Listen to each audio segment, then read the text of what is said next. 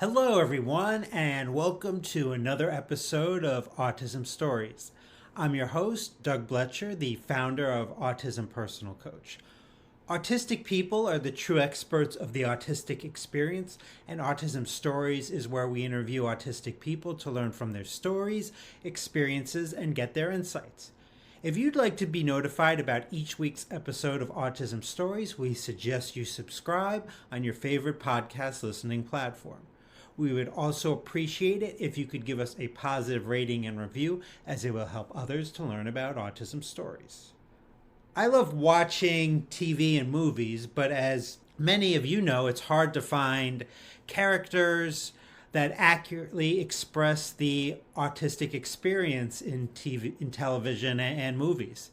And I recently watched an episode of Ada Twist Scientist, which can be found on Netflix, in which Justice Killebrew did a fantastic job voicing a non-speaking character of Nissan. And after watching that, I just really wanted to talk to Justice about this. So Justice Killebrew joins us to discuss this, as well as his keynote at the AAC conference, Communication Always Matters Always, and gives me some fashion tips as well.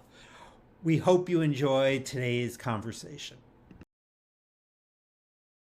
Justice, thanks so much for joining me today. I wanted to start out our conversation by learning, where does your story in the autistic community begin? My story begins during the time I was still developing. I was about 2, and there was a period where everything was so vivid and was starting to make sense, and then one day everything went black. My mom was welcomed by the small community we had in my hometown in Louisville, Kentucky. They helped build my foundation at Courage House, where they reintroduced the fundamentals to me and made sure my mom and pops had the support they needed. That's so important to be able to get that support. I read that when you were 11 years old, working with your AAC therapist, you typed that school has no love for your brain. I'm sure there are a lot of ways, but what specific things do you think schools and educators can do to better support non-speakers? Absolutely. The school system as a whole needs much work. But the type of neglect that is received from the special education portion is beyond repair. Honestly, we need new teachers who truly care about more than making ends meet. We need someone who is passionate about reaching us. It takes more than the surface, and that's something most people in this generation are afraid to move past. Definitely. And from my understanding, I believe you communicated that maybe around that time that you were uncomfortable typing in front of others, which I think you're far from the only person that probably feels that way. What made or makes you comfortable about typing in front of others? Or uncomfortable, I should say. Typing in front of others became easier when I realized that I don't type to prove myself. I type to communicate just like anyone else.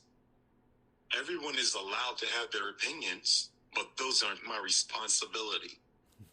The only thing I am committed to is conveying myself the way I intended and making sure those like me know that too. It also helps a lot that my team believes in me, so I don't have to worry about being worried or miscommunication because I know they have my back. If you are a part of a communication team, always make sure you're their biggest supporter. It always helps to know we aren't in this alone. And talking about communication, this past year you were the keynote speaker for the International AAC conference, Communication Always Matters Always. I love that. And I'd love to hear what was your message as the keynote to the audience? The biggest takeaway I wanted from my audience was that we are here. Our mark is already made, and now we will make it last. There's a gap that is slowly being filled, and we are the ones in the front making sure it's happening. It takes a village, and I'm proud to be a voice to my community. And I recently watched episode of an animated show on Netflix, Ada Twist Scientist, in which you voiced the character Nassan. It was really great to see a non-speaker portrayed on TV. I don't know if I had seen that before, certainly in animation. And I read that where you said that this was a dream come true and that people get to now know what it's like to be you. What do you want them to know in regard what it is like to be you, Justice? I want people to know that I'm a regular teenage heartthrob that has goals and dreams too. I am glad that Ada Twist, scientists allowed Nassim to be just another member of the family. That's the way it should be. We want love and acceptance just like everyone else. Some people just have other ways to be reached than others. Connection is always the key, and it's amazing to be a vital connection to my community. Now, from my understanding, you're also a poet and you've written a collection of poems. What's Jay Say? A collection of poems that can be purchased on Amazon. One of the poems in this collection, My Perception of Me, that you wrote, which you say, I'm proud to be me, autistic all, my message to the media, we all stand tall. So, are there ways in which you would like media representation to change, especially for non speaking Black autistic people? Society has a very vague view of autism as a whole. That is because of the way we are represented in the media and everyday life. My experience in life will be as a Black young man first. There is a certain way I have to exist to be safe and still try and navigate all my different stems and emotions. There is a spectrum for a reason, and it definitely isn't one size fits all. It helps to seek out different types of people with autism just like they do with anyone else living a different walk of life. The more you explore the complexities and similarities between us, the more you'll see we experience autism every day. We are everyday people, and I want to make sure our voices are respected and heard not just with social issues, but within life experience as well. And Justice, beyond this interview, how can our listeners learn more about you? Great question. Y'all can follow me on Instagram and Facebook at What's Jay Say Now. And clap all of your hashtag Justice League Essentials. That's what I call my supporters.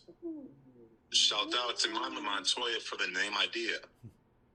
My book, my merchandise, and any updates on what's to come will be available there. Also, go to my website, what'sjaysaynow.com. Now, I like to learn from people of all different ages, those that are older than me, as well as those that are younger than myself, as I'm getting old. So you mentioned on your Instagram, which I love, that you're a certified pretty boy. Now, I'm definitely not a pretty boy, but do you have any tips on how an old person like me can become one, or is it just too late for me, Justice?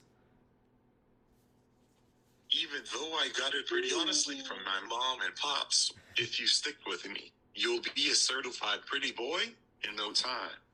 All you have to do is dress fly. What's Jay Say merchandise makes that pretty easy. Stand tall with a smile on the face of haters. Always keep your smell good on. That's cologne. And remember that you don't need anyone. You are what they need. That energy flows, and the certified pretty boy swag will flow naturally before you know it. Well, I've never really been good at dressing fly, but I'll have to grab some of your gear, Justice, for sure. And I really love what you said about energy, because for me, the number one way I communicate is through energy. So I really love that. Just kind of wrapping up, is there anything that we haven't talked about that you'd like to discuss, Justice? I just want to thank you for this opportunity and the time to have a great conversation with you. I want y'all to be on the lookout for new and exclusive merchandise, upcoming content, new projects, and certified pretty boy takeover all year. Thank you for wanting to hear from me. I hope we can do this again. Well, I really love that you say that. I'll definitely be following you on Instagram, but I was hoping as well that this is the first of maybe many conversations we have in the future, Justice. So thanks so much for joining me today. No problem. Stay cool.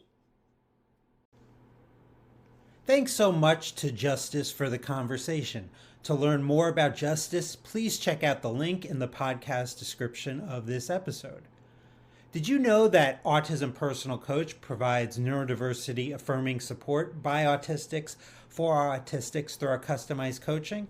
If this is something that you're interested in learning more about, please check out autismpersonalcoach.com for more information. I hope you enjoyed this episode of Autism Stories, and if you did, if you could please tell a friend, foe, or anyone you know about it so they could have the same enjoyable and educational experience as you when listening to Autism Stories, it would be very much appreciated.